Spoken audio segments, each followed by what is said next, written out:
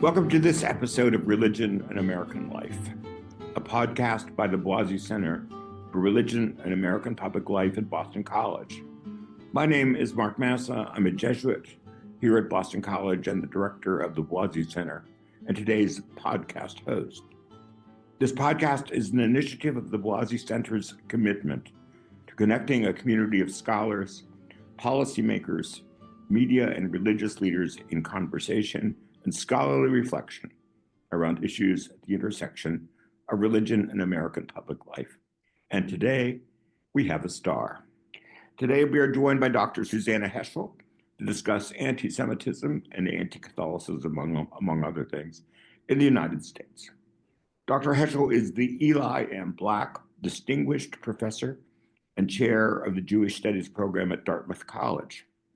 Her scholarship focuses on the Wissenschaft des Judentums, which is a big German phrase that means she studies Judaism and Jewish faith scientifically and academically. And she has used feminist, postcolonial, and critical race theoretical models in interpreting Jewish-Christian relations. She is the author of many books, and she is also the recipient of 5 honorary doctorates from institutions in the United States, Canada, Germany, and Switzerland. She has held research grants for the Carnegie Foundation, the Ford Foundation, the National Humanities Center, and the Wissenschaftskolleg zu Berlin. I want credit for this, Susannah, because I failed my German exam in graduate school. Welcome, Susannah Heschel. Thank you. It's a pleasure to be with you, Mark. And I look forward to our discussion. So, Susannah, I want to start by saying, since the Gaza war began a while back now, I guess my first question to you has that war and the American reactions to that war, especially reactions to caused by college campus sit-ins and various things, has that given rise to a new anti-Semitism in the United States? And if it is, if it is a new anti-Semitism, how is it different from the older variety? So that's a big question, and most likely it will take some distance for historians to evaluate what has actually transpired in the last 2 years since October 7th. I think what, first of all, was striking was simply the attack of October 7th. The 1,200 Israelis were slaughtered, and also some who were not Israeli citizens from Thailand, for example. And in addition, 250 were taken hostage. The crimes that were committed that day, the slaughter was horrific. Babies and the elderly who were also taken hostage and killed while in hostage, really slaughtered, and sexual violence as well. So that was something shocking to a lot of Jews, because that kind of slaughter, the kind of attack, had not happened since 1945, since the Holocaust. So it was a shock. And it was a shock also because the whole point of Zionism was to have a place where Jews would be safe from violence. So that is a trauma that I think will be long lasting for a full generation or two, certainly. Now, what happened the next day was equally shocking, I would say. There was a rally held in New York, and a former colleague of mine, a professor who's now at another university, spoke at a rally and said that he felt exhilarated by the attack on October 7th. And I was struck by the use of the word exhilarated, and I've heard that more than once. Why would an attack like that be exhilarating? 1,200 people were just killed. And even if you don't know them and it's in another part of the world, let's say we hear about a tsunami, an earthquake, and masses of people are killed, we feel sad. We don't feel exhilarated. So where does that word come from? What does that represent? Now, I would say, first of all, that to be exhilarated over the death of hundreds of 1,200 people, to be exhilarated is something sadistic about that. I don't take pleasure when others have been killed. For whatever reason, under whatever circumstances, it shouldn't give me pleasure. So there was something sadistic about the reaction. And I would say it wasn't sadistic just because of this attack, but because we're living in a moment in America of cultural sadism. That's my opinion. And this was simply an expression of it. And that's a big worry that we should have at our forefront right now. What is this sadistic culture that's so pervasive? Well, let me stop you right there because I can see you, as is typical with you, you're quite brilliantly lay out a whole landscape here. So before we go further into landscape, to what extent is the current status of anti-Semitism, to what extent is that, if there is a new anti-Semitism right now, to what extent is that the result of our current political landscape, which is significantly different than it was 2 years ago, much different than it was, say, 10 years ago? So to what extent are we talking about a function of the terrifyingly divisive political landscape that is the United States today? And how does that feature into that anti-Semitism? The landscape is very different. And I would say it's not simply that we're polarized, which everybody recognizes, but rather I would say that both ends of the spectrum, of this political spectrum, are mirror images of each other. That is the radical left, the radical right. They're the same. They're the same in what way? Not with specific policies necessarily, but certainly with the mood, with the atmosphere, with the political strategies that they employ.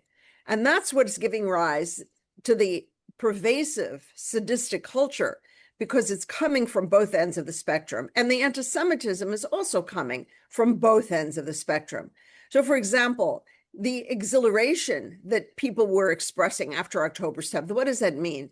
Essentially, it means Israel got what it deserved. Now, who talks like that? There were people that were, in fact, distinguished feminist theorists. Feminists say always, believe the women, rape is rape, it's terrible.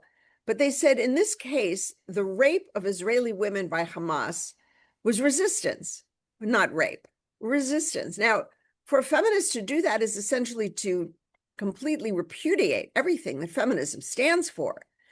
But rape is never resistance, and murder is not resistance, and it should not arouse in us a sense of exhilaration.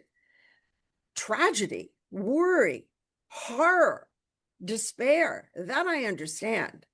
So the anti-Semitism is appearing at this moment at both ends of the political spectrum, left wing, right wing, and in a pervasive culture that is sadistic and that is blaming victims for their own victimization.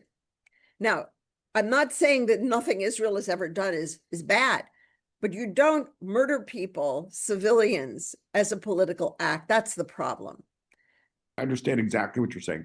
How is that complicated Jewish response to this stuff? I mean, how is that the fact that both ends of the spectrum are now sort of engaging in anti-Semitic kind of rhetoric for different reasons? How does that complicate the response?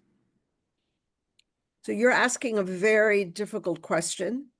There's much one can say about it, and I want to be a bit cautious in my response. I would say, first of all, we're dealing with different kinds of groups here that are not equivalent one with the other. So when a sovereign state is attacked, of course it responds. Of course it does. All sovereign states do that. And Hamas knew perfectly well that by launching this attack, Israel would retaliate. That's clear. Now, Hamas presents itself as some ruling party, let's say, that was elected in 2006 in Gaza, after which it stopped all possible future elections. So that's it. But Hamas, we can see, is not a sovereign state, and it's not concerned about the well-being of its own people, that is, the Gazans, or it wouldn't have launched this attack knowing that there would be retaliation. So let's consider what is the ideology going on in both sides. Now, the two sides can't be compared in that sense. I also understand that what is taken place is, of course, the result of decades and decades of a long-standing conflict that is yet to be resolved. The question then would be, why hasn't it been resolved? Whose interests are being served by not resolving it? What is being prevented here by avoiding a legitimate peace? What is really the heart of the conflict? And perhaps we need to talk about that. So would you want to unpack that, what you just finished saying there? Why do you think it's not been resolved? And do you think that we are any nearer to a resolution given the UN Security Council's recent vote? So I'm not a scholar of this particular field, and I'm not in the field of political science. But what I do understand from colleagues and books I've read and classes and so forth is that people have a vested interest in keeping the conflict going. Who has a vested interest? I would say the West and the East, around the world, so to speak. So speaking for the suffering of Palestinians has become a way of certain states distracting their own people from their own poverty and the own corruption of their own government and so forth. So there are ways in which the conflict has served the interests of other countries, and that includes Arab countries. It also includes certain political interests, including left-wing political interests that want to have, in fact, a major conflagration because out of the revolution, some kind of perfect socialist state will emerge in their fantasy. And on the right, there are also interests that want to keep the conflict going because in this way, we will have a so-called, the West will have a foot in the door in the Middle East, an excuse to have arms and military position there, and also to take advantage of the natural resources that we exploit, of course. There are financial interests in any conflict, those who manufacture weapons, for example, among others, yeah? So without a war, what would our whole manufacturing industry in the United States look like, let alone in Europe and China and so forth?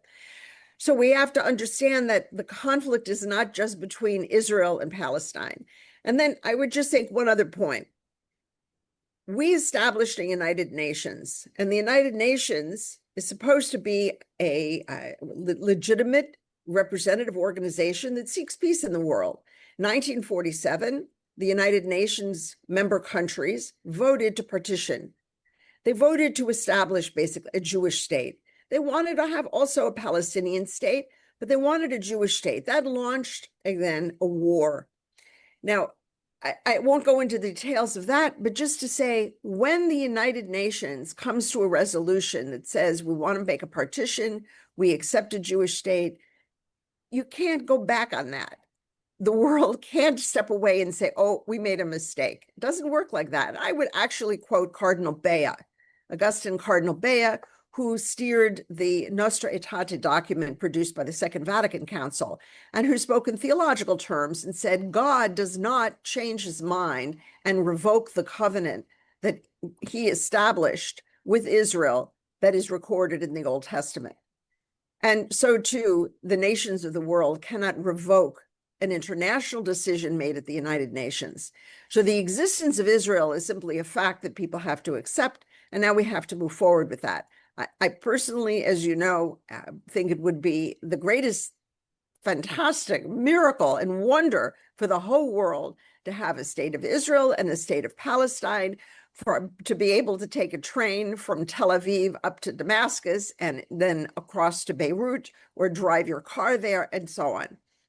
And I actually believe that that will happen one day, and that we will have neighboring countries at peace with each other, collaborating, cooperating, and making their lives better, because they each have something important to contribute. I hope our hearers understood. I asked Susannah an unfair big question. She quite brilliantly laid out various possible ways of understanding this. It sounds easy. It's not easy. That's why she's so smart. So I want to return to the question I started with. So as the result of all this, we're further down the road. So has the conflict and the current attempt to resolve conflict and the perceptions of that conflict, has it given rise to a new kind of anti-Semitism from, say, 2 years ago or 5 years ago or 10 years ago? It's hard to say if the anti-Semitism is new, because in some sense, for 2,000 years, it hasn't been new. It's been revived and refreshed. It's like a reservoir that's always available. And if you turn on the tap, there it is.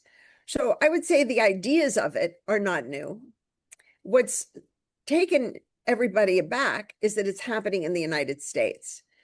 The assumption has always been that when you live in a multicultural democracy, we don't have such things. Now, that's a naive assumption, because the United States has had plenty of racism and anti-Semitism and hatred toward Catholics and toward Hispanics and Europeans and so on.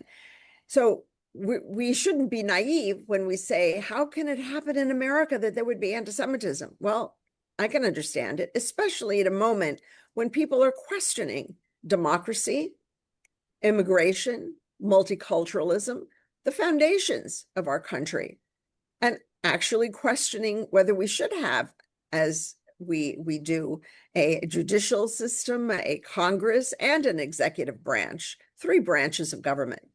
All of these things are coming into question. So in a way, it's not surprising. And it's not surprising that we are rounding up people on the streets of this country and expelling them, some of whom are legal status, have citizenship in this country, and are simply trying to make a better life, and are helping us tremendously, actually, with our economy. Right. So the thing that struck me, and you and I have talked about this several times, what is new from my point of view is the violence in the United States, the violence against synagogues and against Jewish people. I mean, I agree with you. There's always been an anti-Semitic strain. It's an old strain and a strong strain in American culture. But the thing that really shocked me is the violence, the attacks, the physical attacks on Jews and the physical attacks on Jewish spaces. That's something that shocked me, and I presume shocked the Jewish community in the United States as well. I agree with you.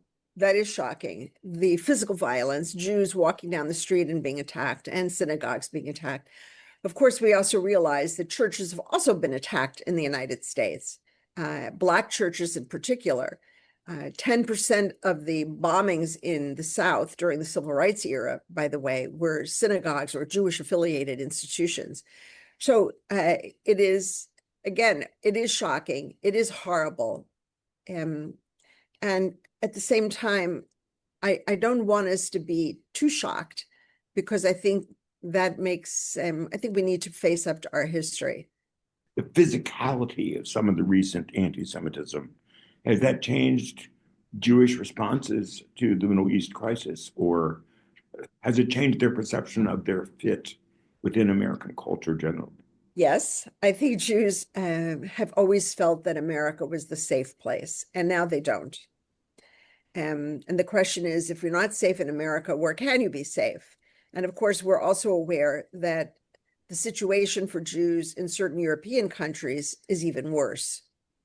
And since October 7th attack in Israel, there's a sense that you're not safe in Israel either.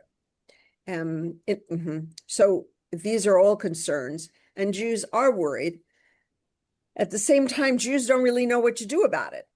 And I would say there are many, many, many Jewish organizations that exist in order to counter anti-Semitism, such as the Anti-Defamation League. And that's one of many.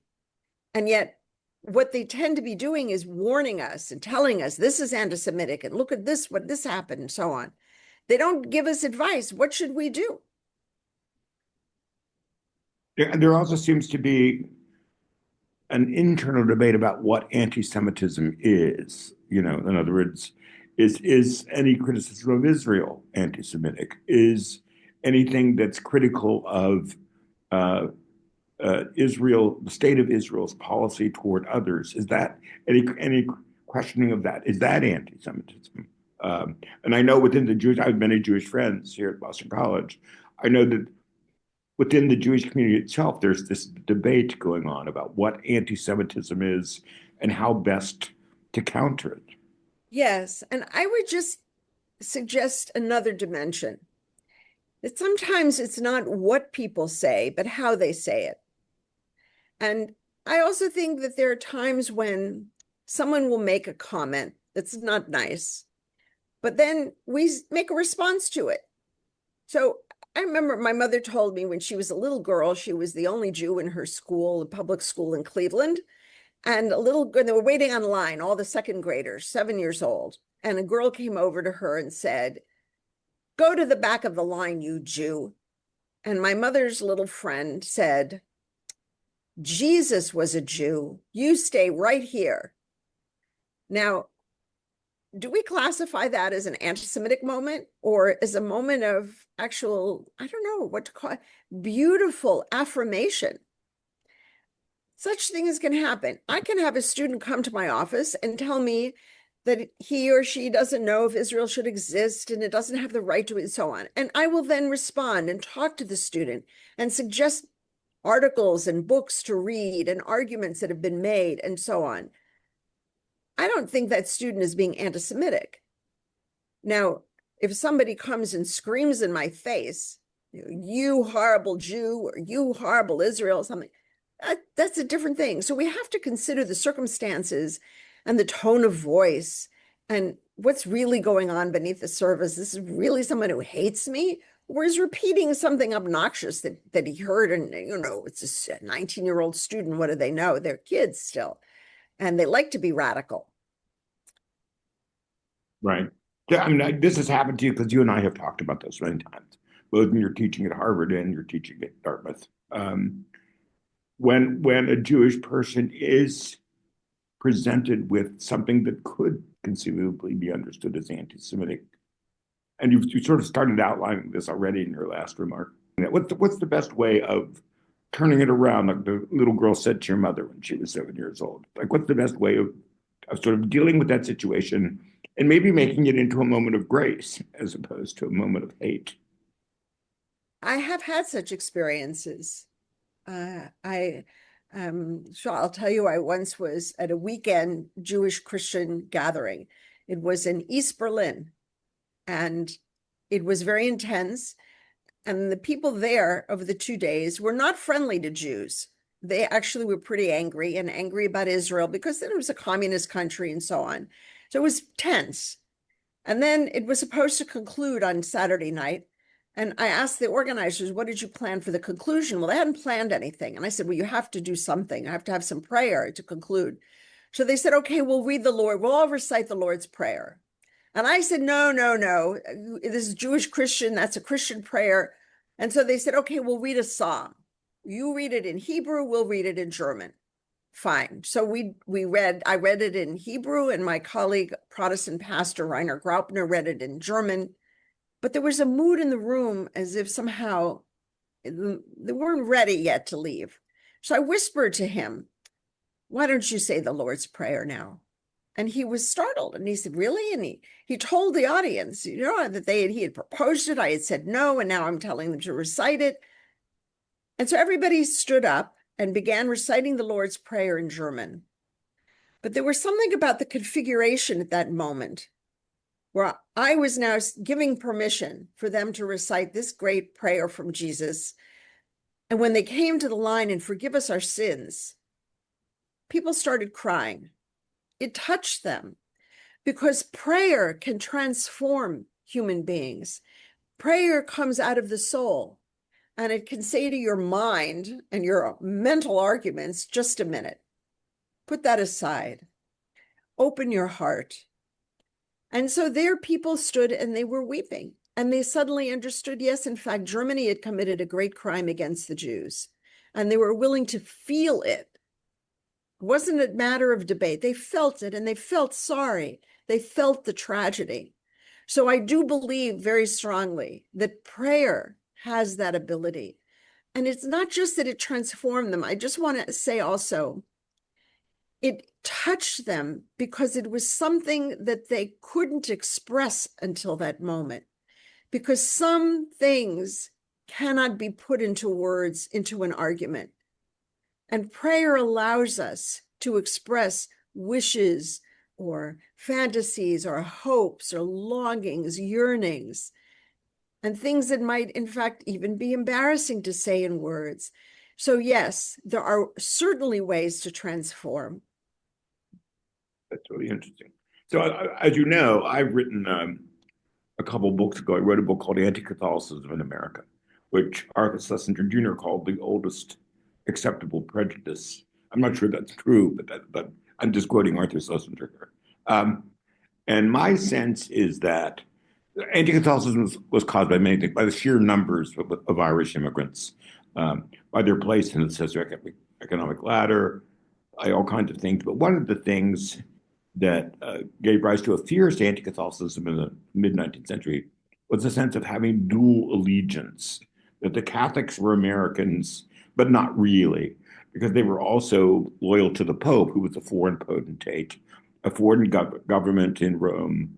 And therefore, they couldn't give single pure allegiance to the United States alone. And that dual allegiance was the cause of much anti-Catholicism. Do you think that that applies as well to anti-Semitism and Jews' relationship to the state of Israel?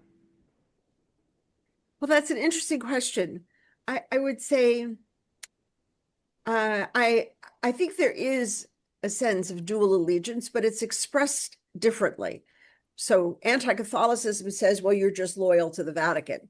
Yeah, and that came up with the campaign of John F. Kennedy, of course. With Jews, the predominant motif these days seems to be what is derived from the protocols of the Elders of Zion, that is, Jews have a cabal that's controlling the world. The Jews are controlling Congress, controlling the president, controlling US foreign policy, et cetera, and that the US is not acting in its own best interests, it's acting under pressure from Jews, that kind of argument. But of course, underlying that is dual loyalty in the sense that Jews only care about Jewish interests and don't care about the rest of the world. And that's crazy. That's nonsense. So it's the same, in that sense, the same irrational idea that underlies anti-Catholicism. Yeah. And do you think what's the best way of addressing when someone raises a question that seems to imply part of their question is the dual loyalty of Jews to Israel? I mean, I have my set answer about Catholics, but what would you say is a good answer in terms of somebody who raises the questions about American Jews' allegiance to Israel? What do you say?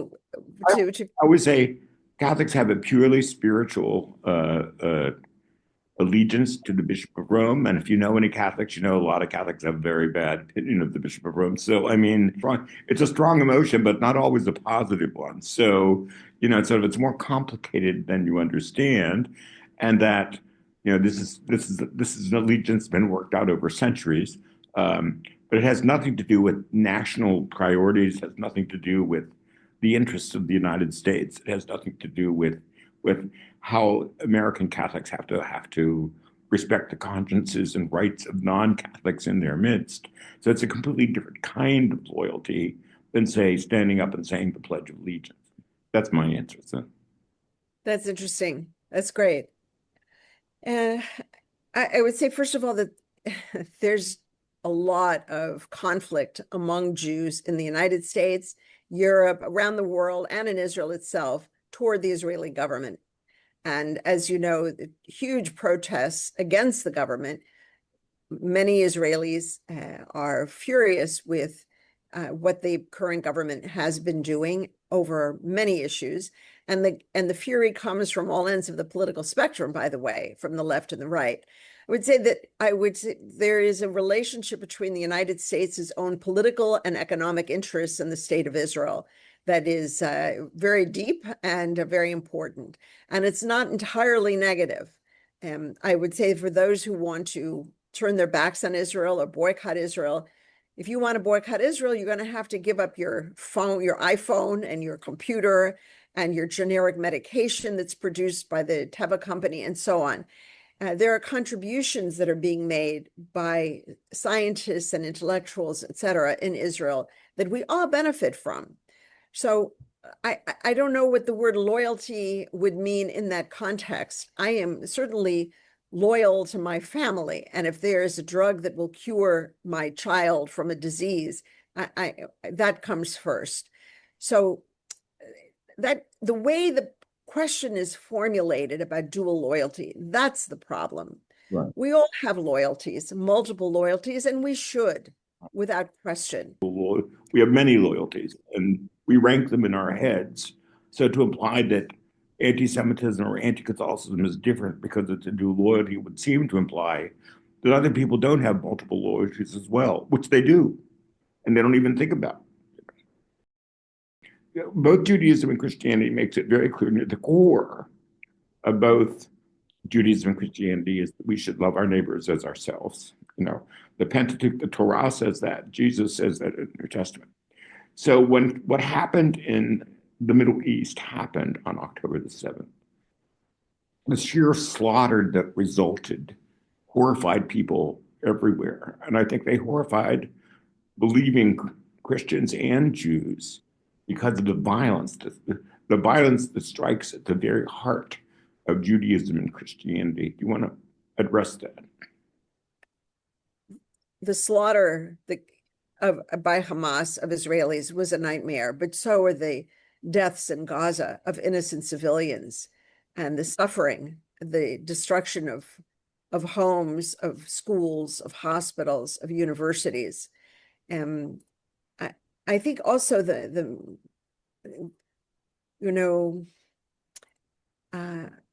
Gaza was our world's responsibility for a long time, and we didn't step up. The situation was a nightmare. Israel was unprepared. The army was unprepared. There was no security. It took such a long time for the Israelis to mobilize themselves when the attack began. It went on for hours and hours, 1,200 people killed. And where was the army? So that was a disaster.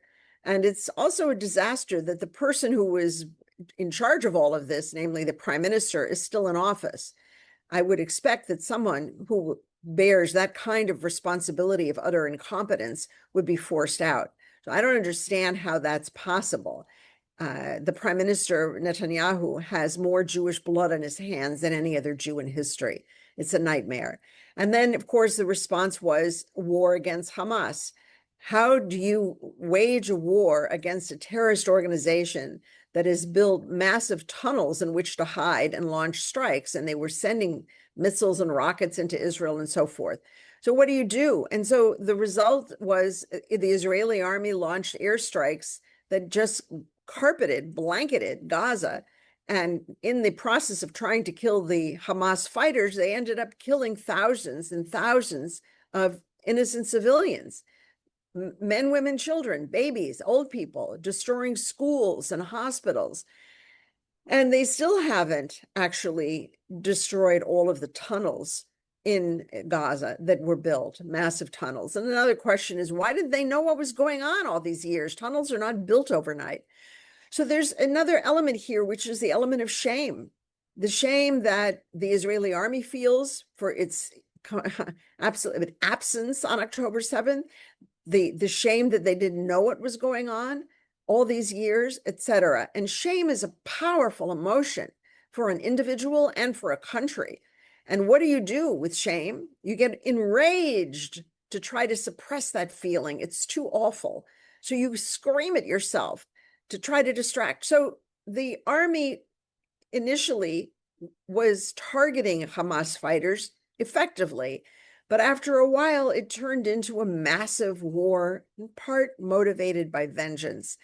And while I know this is how countries respond, sovereign state, it was horrible.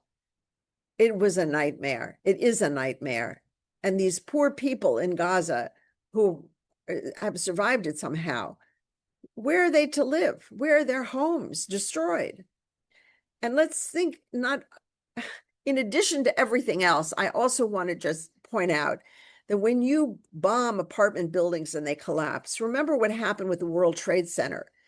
Those buildings emitted a horrific chemicals, substances into the air that gave people cancer. So the destruction of Gaza has also unleashed chemicals into the air, the buildings themselves. And those chemicals float around in the air, and they're going to affect everybody in the region, including Israelis. So it's a nightmare that is beyond comprehension at times when you think about the proportions of it. This is the central role of all religions. How does one address violence? How does one respond to violence in a way that's not itself violent and accusatory?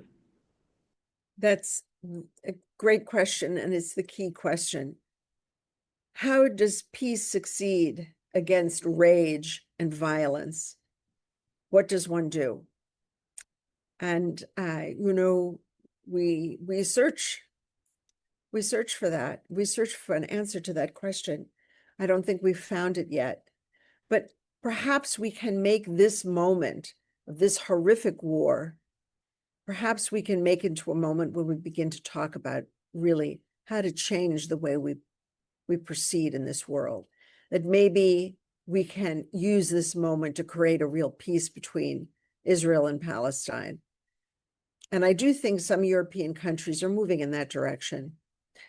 I also, it seems to me, I can tell you that in Lebanon, where I have a good friend, colleague, people are grateful that Hezbollah hasn't been entirely destroyed, but it's been in many ways dismantled and taken out of the government. And they have a new prime minister and president who are anti-corruption.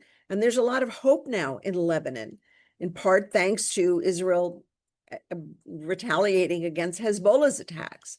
Syria also, and I'm visiting Damascus next month, by the way, with a small group.